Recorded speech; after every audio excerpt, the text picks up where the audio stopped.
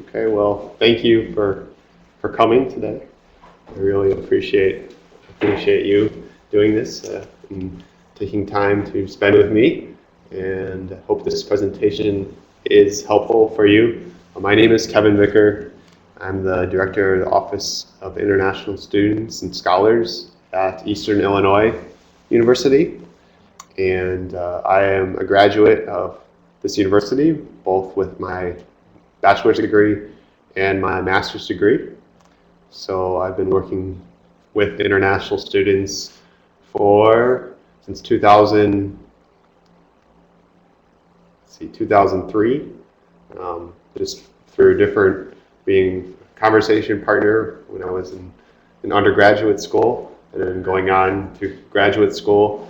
And I worked in Las Vegas for 4.5 years, teaching global leadership and also working with international student groups. So I have seen students go through culture adjustment many times, and also I've experienced the adjustment through my travels in numerous different places around the world. So I'm going to just start by sharing 4 stages of cultural adjustment, and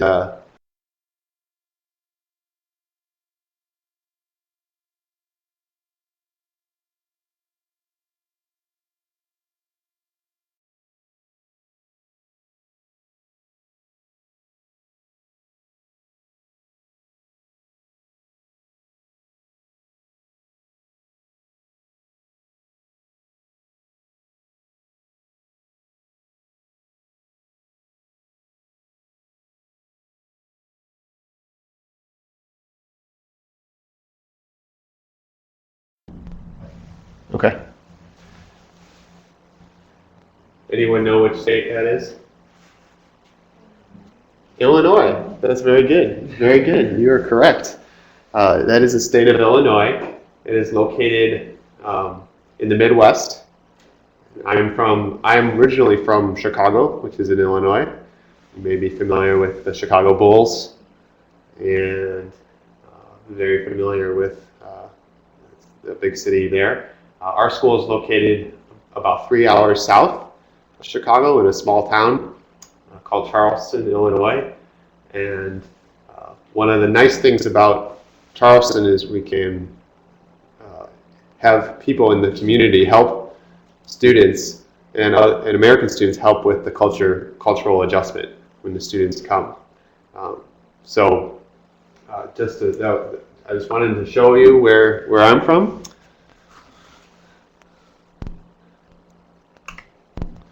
So the 4 stages of cultural adaptation. Basically, the first stage that I want to talk about is called the honeymoon stage. And this is the stage similar to when you first meet your girlfriend or your boyfriend. It's very exciting, right? Everything is new. You want to really learn about the person. Everything the person does is the best thing that ever happened because you were very interested. And this is a situation when you come into a new culture, and in many cases, especially international students who are coming to America to fulfill the dream that they've had since maybe they were only 8, 9, 10 years old. They want to maybe study in America to achieve their dream. So when they come, they think that everything is wonderful in many situations. So they want to, they're always smiling. They love American culture. They think that Americans are so friendly, and everyone is wonderful, that they meet in America. And also they love the American culture. The freedom they may have at the college that they did not have in their home country through with their parents, but now they're in college and they have a new freedom to do what they want, and so we'll call this the honeymoon stage. It's excitement, passion, anticipation, fascination with everything. With Americans, when they come to Asia, the common way they express this is everyone is so respectful. Everyone is so nice and respectful, and they work so hard, and so they have all positive things to say. Okay, so this is the first stage. Unfortunately, as you start to adjust, it does not last. So many students will go through what we call culture shock, and this can be difficult for many students. Frustration, depression, homesickness, they miss the food, they miss their friends, they miss their parents, they have trouble concentrating. I've heard it described like walking through the fog. So it's just they cannot see very clearly. Okay, they're just walking through the fog. And I've seen some students withdraw, which means that they spend more time alone, or they don't eat enough, and they feel lonely. Okay, language is a big problem that they may encounter. They just cannot communicate. They cannot express themselves the way they could at home. So this is some of the common problems we see, and I'll go into more detail about what we see with Koreans specifically and some of the problems they have adjusting to the U.S. culture. So basically I divided these into 4 different categories, and these are specifically challenges for Korean students that we found and that research has shown. Number 1, of course, is the language, specifically the spoken language, the conversation in English. Professors' lectures can sometimes be challenging. I had a student that came to me after she saw a video that a professor showed from a late night talk show about American politics. The assignment in the class was to write a reflection or write a paper about this political issue specific to America that was talked about on Jimmy Kimmel, which is a talk show in the US, the late night. And the student did not know what to do, and so I told the student to ask for a written assignment explaining the assignment, because obviously they do not know the politics of America, and they probably don't understand Jimmy Kimmel very well. Because of the way he talks, that's very fast and very specific to America. And then later, the professor came and talked to me. She told me, I don't understand why the student cannot understand me or cannot complete this assignment. And I said, well, they don't understand American politics. They don't understand the way Jimmy Kimmel talks. And so I told her the same thing, to give the written assignment. So this can be very frustrating, but it is normal. And you can, if you seek other people out and ask questions to your professors and other American students, they will definitely help you. And I'll talk about how to work through cultural adjustment more.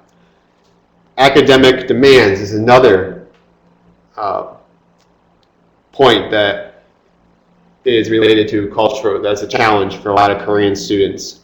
There's a lot of pressure that many Korean students are under from their families to succeed. So their families are spending so much money to send their students to the United States. So there's a lot of pressure to meet the academic requirements especially when you're speaking and writing in English. And so it kind of adds to the stress. The food adjustment. This is a common one. Okay, I've had students that, you know, all they do is when they eat the pizza, the McDonald's, and then they get sick because it's too much grease, and they're not used to the grease. I've also had students eat Subway 7 days in a row because they cannot figure out what else they could eat in America. So all they're familiar with is Subway, and which is common around the world. I think you have Subway here in Korea, right? And so that's what they see, so that's what they eat. So that may lead to sickness and potentially weight gain as well. Okay, so food adjustment. And then also financial challenges. If there is unexpected financial challenges due to a lack of funding for their education, inability to work in the U.S. Outside of the university, so they cannot, in the U.S. you cannot work outside of the university unless you have a specific type of employment. This can cause more frustration and stress. Okay, so these are the main items that you can maybe expect to feel some stress about if you come to study in America, maybe Australia, or anywhere in the world that you could potentially experience this. But there is hope. Okay, it does not just end here. There is hope, and I'll give you some ways to overcome these challenges. So, the third stage is called cultural adjustment stage. So this is what we like to call the journey. When you're exploring the new culture and you're developing your way through the woods, you know, you're finding your path, you're finding the way to adjust, developing new skills to adjust, new behaviors to overcome some of the challenges that I was talking about. So finally, there is an adaptation stage, and this is the ability to feel at home in a new environment. And I put this up here for a specific reason. If you've seen the movie Kung Fu Panda, the movie goes where he wants to be very good at Kung Fu, but the panda is not very well built for the Kung Fu, and his dream is to do this well, and he gets very frustrated that he cannot perform well. But what does he do?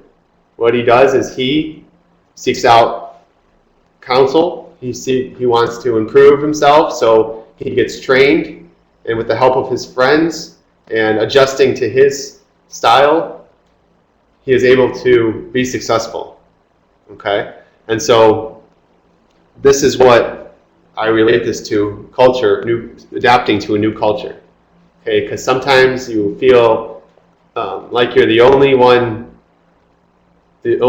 panda learning Kung Fu ever, you know. But if you seek out the wisdom of other people and you work hard and you continue to engage and not withdraw, if you continue to engage other people, improving your language skills, you can, be the panda, you can succeed and adapt.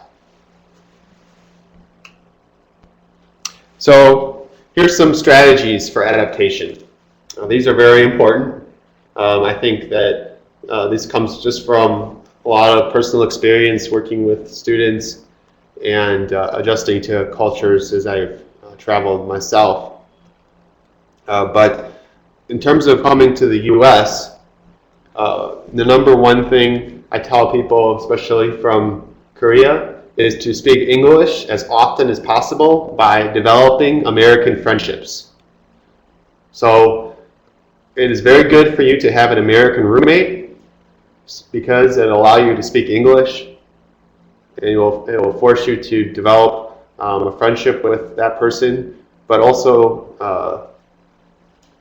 it helps you adjust to the culture a lot easier, because if you have another Korean sometimes there's a tendency to just talk Korean if you know more Koreans, but you just are prolonging the problem by just talking to Koreans.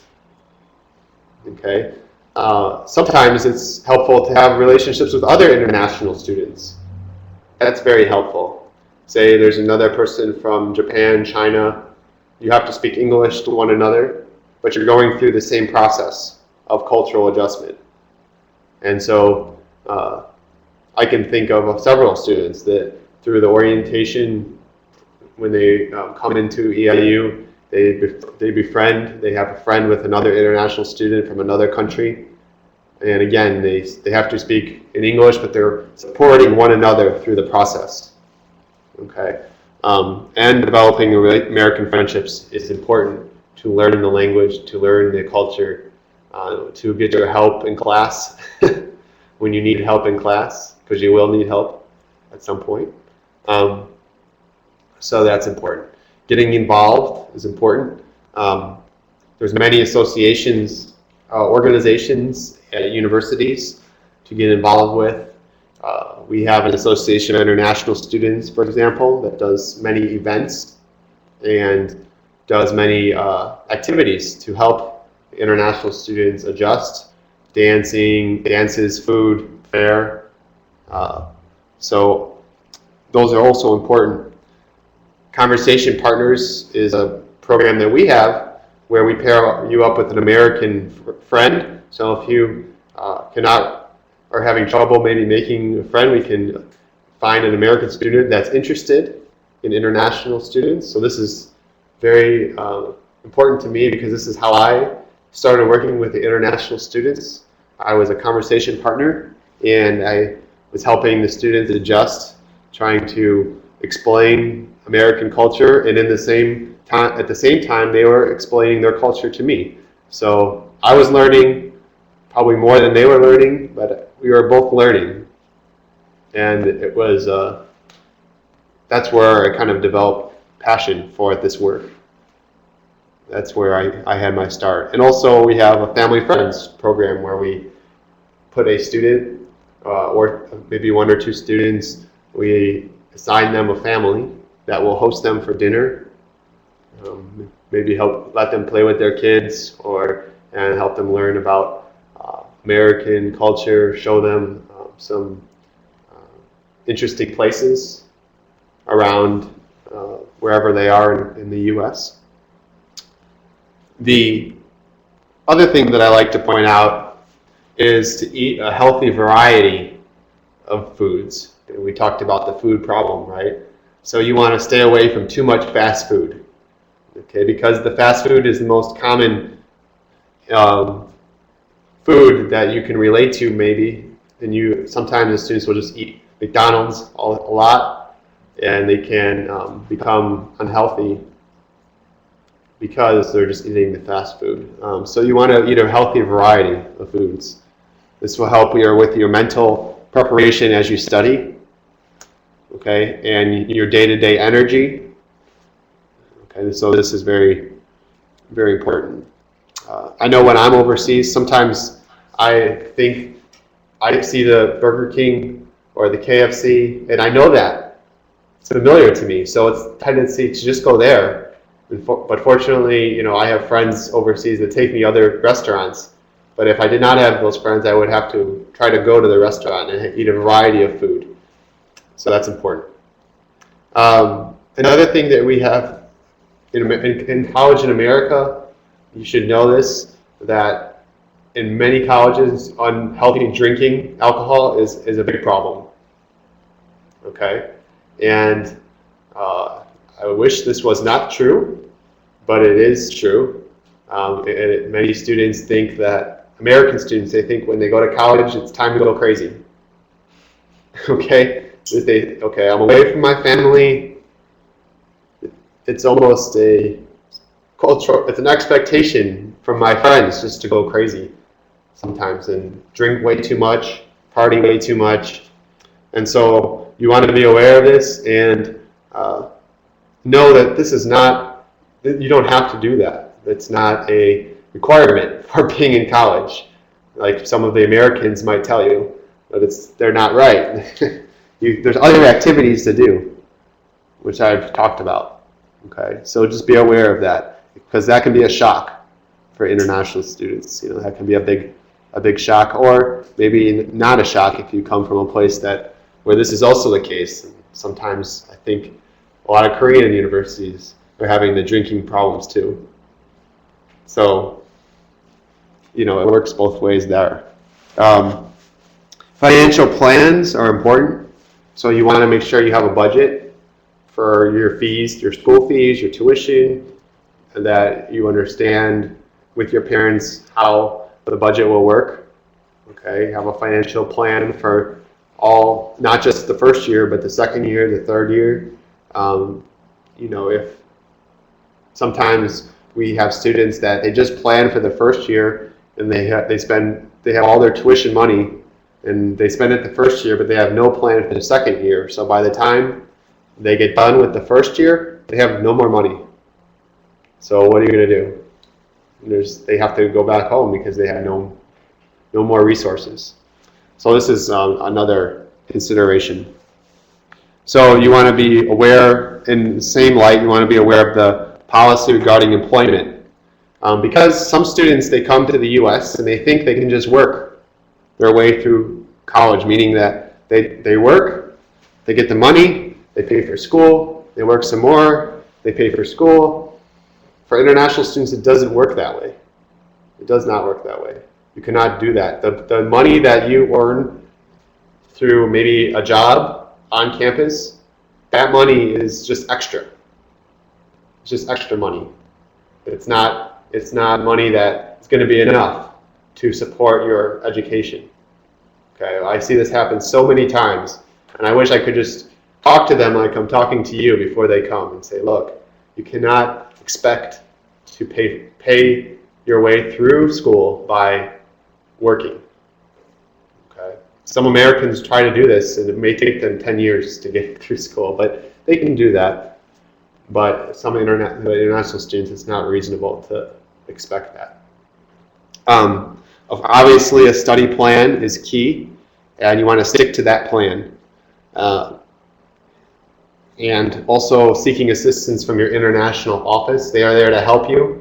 The worst thing that can happen from my perspective, is the student will go a whole semester and they have a big problem, but they never talk to me. And then the end of the semester comes and maybe they have 3 Fs and 1 B, and there's nothing I can do anymore because the grades are already there, the problems are there. I mean, maybe we have to hope that they try something else to be successful. We help them as much as we can at that point, but a lot of times it's too late. So you want to, if you're having problems, if you're feeling depressed, frustrated, please, it's okay. Go talk to the international office. They are there to help you. Okay, they will not, most offices, if they are good, if you go to a good university, they're not going to think that you're crazy, okay, because they work with students, they work with international students. They should be aware of these problems and be able to help you through them, okay? So that's some strategies for adaptation. In the classroom, those are outside the classroom. In the classroom, you want to get to know your professors as much as possible. For a smaller school, that is easier than a larger school where your classes are large, but you want to do everything you can to get to know your professors. You want to ask for, as I said, written information if you cannot understand. So if you can't understand the assignment, the lecture, you want to ask for it in writing so you can read it and understand it. And most professors are more than willing to accommodate to do that for you. Okay, so don't be afraid to do that. I know a lot of Koreans, they might want to come up after class, and not during class, and ask for that. They did not want to raise their hand, but come up after class and ask the professor, okay, can I have this assignment in writing because I didn't quite understand what you said. So this is very important. Again, you can find an American student to help, find the right student to help you, not the student that may not show you the right way. Okay, so you want to be selective, maybe where you ask for help. So professor first, and then you can ask an American student who you trust. Seek out tutoring. Most universities have several options for students that are struggling with English issues or writing issues. Reading Center, Writing Center, they will help you perform better on your paper, help you with your English as well. Many universities have an English as a second language center that you can seek assistance from. So seek those services out. So this is a diagram of the stages that I just talked about, the 4 stages. So you have the honeymoon stage, so as a little bit of a high, okay, where you're excited, and then time goes on in country, a few months maybe, it depends on the person. The culture shock can happen in 1 week or 1 month or 2 months for some people. And then there's a stage of adjustment. And it's important to note that you notice the lines here go up and down, up and down. I like the chart because it shows that this is a process through which there's ups and downs. So it's not, 2 months I'm going through, 1 month I'm fine, 2 months I'm going through culture shock, and then, it's not simple. You can go through times where you're feeling like you're adapting, and then other times, the next day, maybe you're frustrated again. And the next day, you're adapting well, and you're frustrated. And so it can be a kind of a battle, if you want to call it that. Okay, so, but it's a process. You have to look at it like a journey. Okay, and it begins with 1 step, as Proverbs says, so you have to just take 1 day at a time. Just really briefly, understanding culture in the USA, I just wanted to touch upon a few points. Of course, I can't explain it in great detail. We would be here for a long time, the culture in the US. But here are some things that I found through research and through experience. So culture in the USA is high emphasis on verbal communication, verbal classroom contributions especially. So the instructors, they really want to see you, talking in class. When I say that, discussion in class. Unlike some professors in Asian countries, and many professors in Asian countries, they want to see the students engaged, and even they like it when you challenge what they're saying. Okay, if you don't agree with it, and that is really different.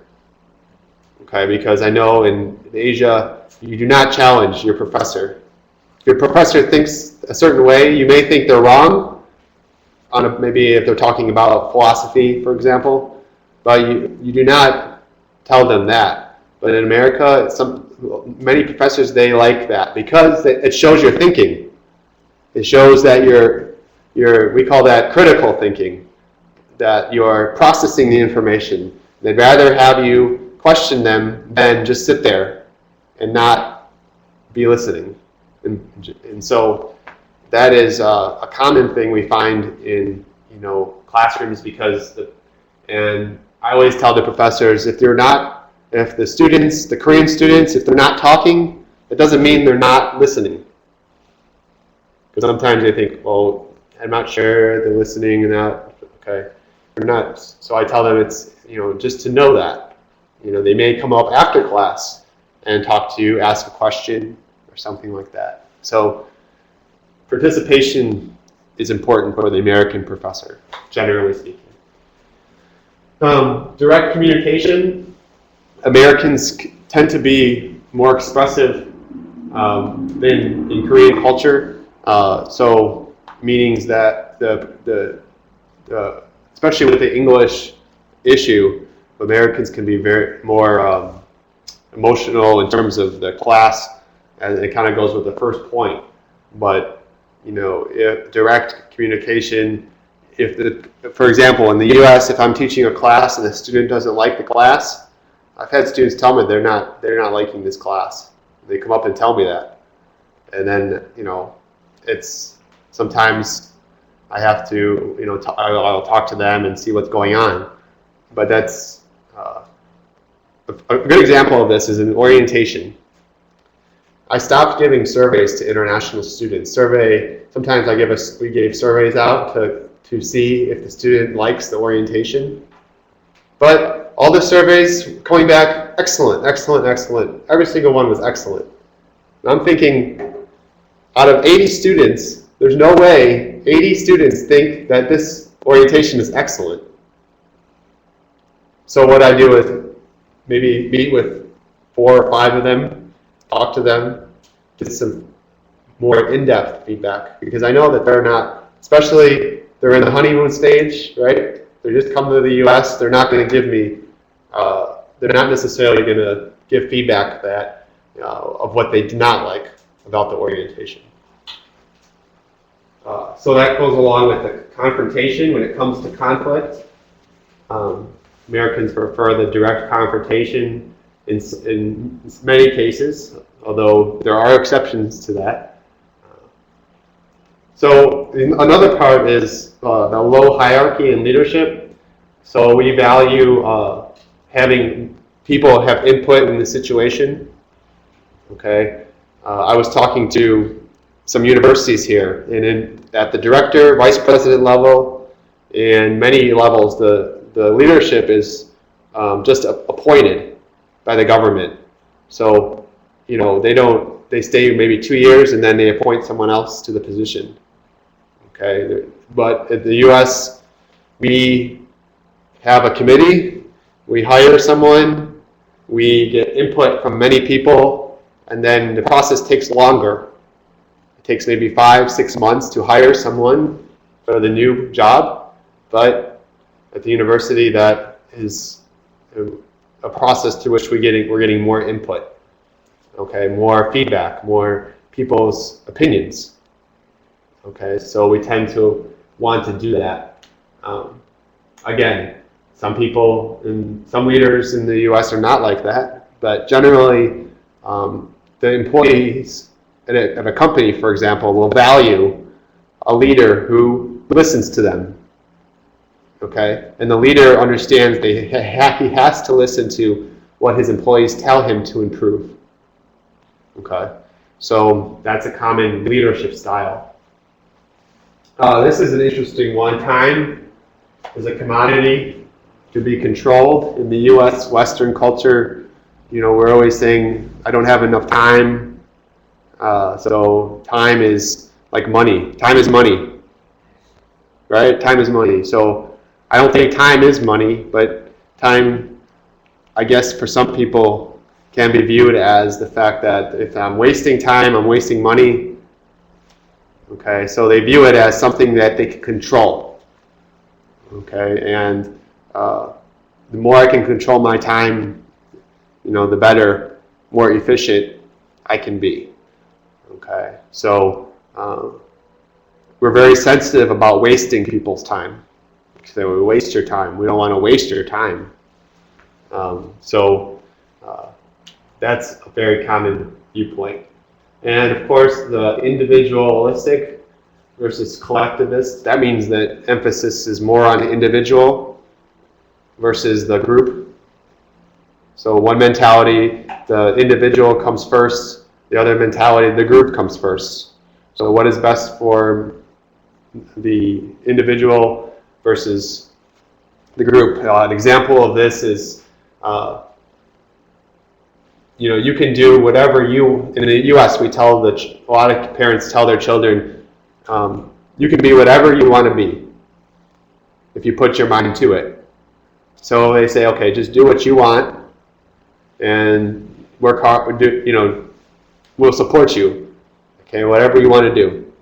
Whatever you want to do. We don't care what just do what you want to do. So it's the emphasis on the individual decision making.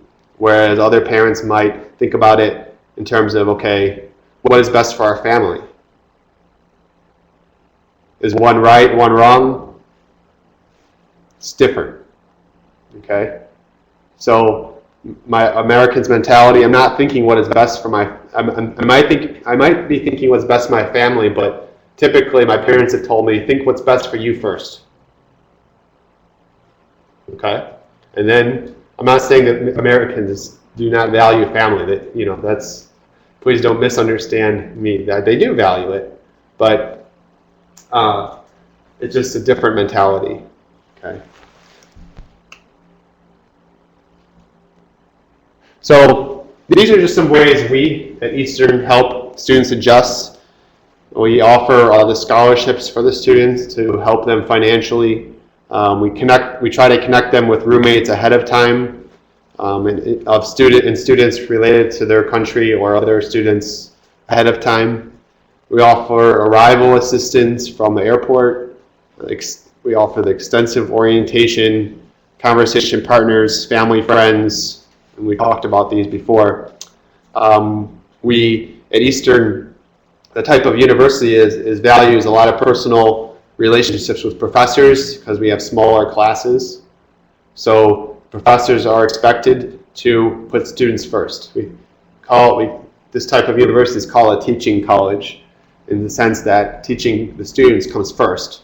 At some universities, the research comes first,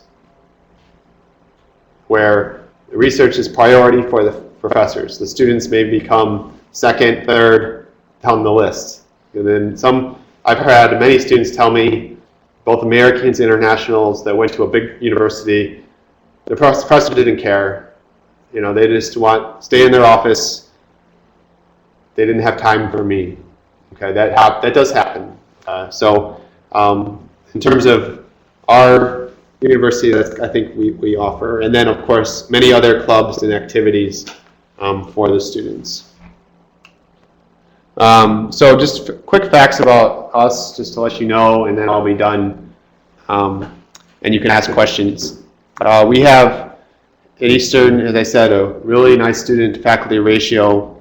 We have programs in business, technology, sciences, renewable energy, and we have a decent ranking, although ranking is not, you have to take it with, we like to say in the US, take it with a grain of salt. So salt, there's many pieces in salt. If you pour it out, there's many pieces. So you just have to consider that, but it shouldn't be the only thing you look at.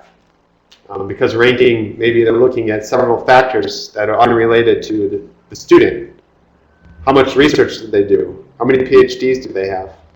Okay, but that doesn't matter if the professor doesn't care about the student, right? So just be aware of that.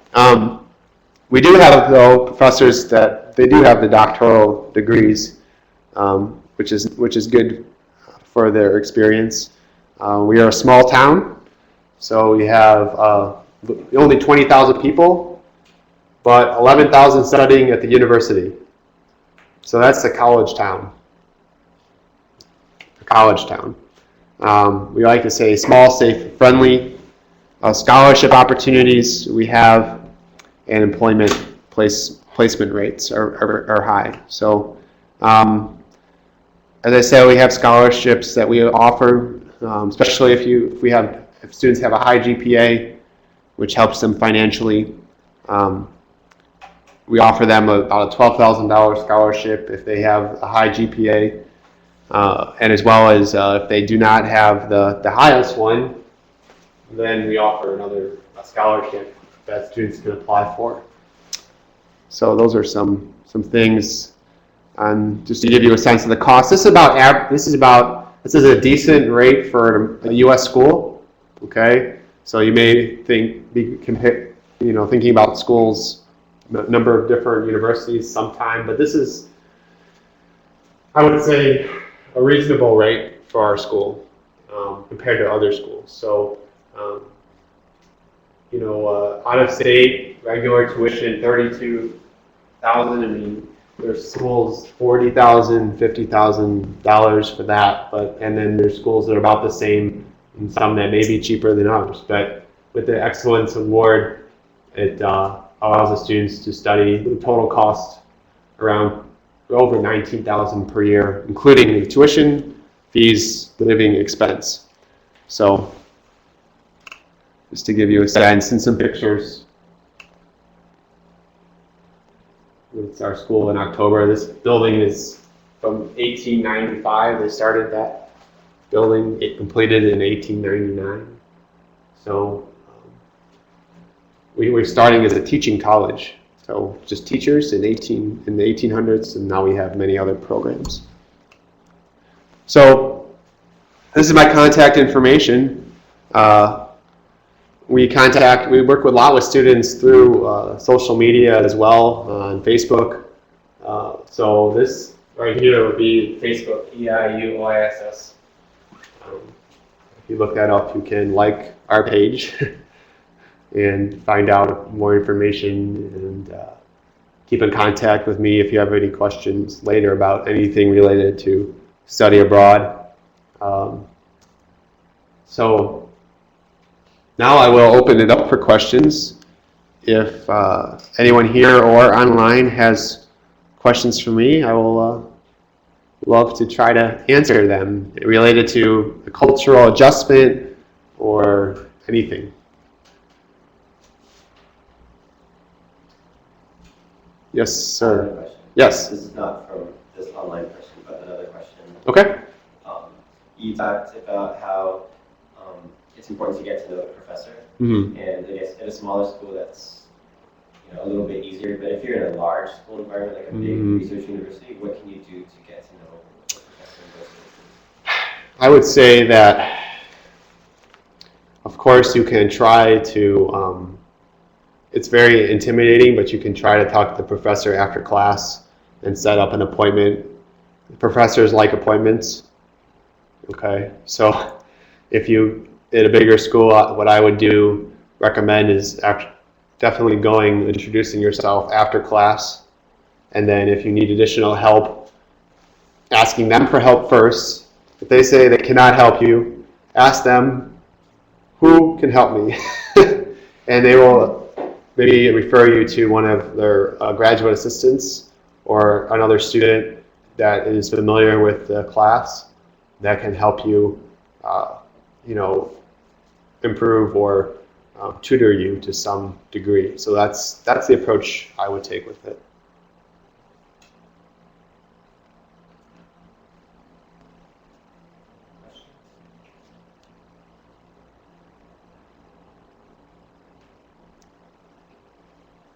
Question? I think he has one. I see it in your mind. I don't understand. What's club? Club? Yes. Club is just another word for organization, student activity. So you have, for example, International Students Association. That's a club. It's just another word for organization. So many times in the college campus, they will use the term club, which is just a group of people that are members to meet about a certain topic, such as if they're a sport related to a sport, or a activity, or religious affiliation, or some sort of idea that they all like, and they're meeting and doing activities about that. So, do you understand a little bit? Like 대학에서 회 아니면 도마뱀. 한국에서는 선택해야 되잖아요. you have many. 미국에서 유학을 할 수 있어요. 이렇게 많이 준비할 수 있어요. You think you have many clubs at your university? Maybe organizations.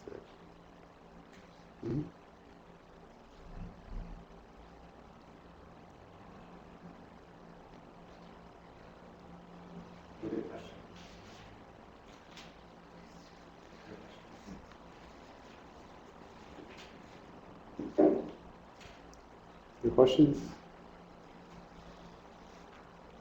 What, have you, any of you experienced, traveled outside of Korea any yet? You have? Where did you go? I went to the States. You did? I was in Oklahoma and Texas. Oh wow, you already went. For how long? Since 3rd grade to 8th grade. Oh wow. So did you have trouble adjusting back or to Korea when you came after 8th grade? Or how, did you experience any of these? A bit. Yeah, yeah. What was the most difficult thing for you? In the States. Or just maybe coming back to Korea or? Well, in the States it was family because I was only with my mom. Mm-hmm. And in here it's just like cultural difference. Like in the States, like it's friends, but you don't really have a lot of group things. Mm-hmm. But in Korea it's a lot of like group society. Yeah. The collective group. Yeah. Which one did you prefer? Or just both? Yeah, I think now I know how to like adjust myself Mm. back and forth. Mm-hmm. Mm-hmm. Adjustment. It's good. Good. How about you? You were same? You studied? Yeah, I stayed in California. Oh, okay. When I was 5 years old Okay. to, I don't know, well, more like 3-4 years old to 8. Oh, okay. Did you experience similar things when you came here? Oh yeah, like, because both are really different and both have their pros and cons. Don't know if I really prefer one or the other, but Right. yeah, there are their differences. Yeah. Absolutely. Any differences besides what she mentioned, or anything else you think? Well, I think the education system itself is really different. Mm. American schools and Korean schools. Don't know how I would explain that though, but I did feel the difference. Yeah. It's definitely there. Sure. If you have no more questions,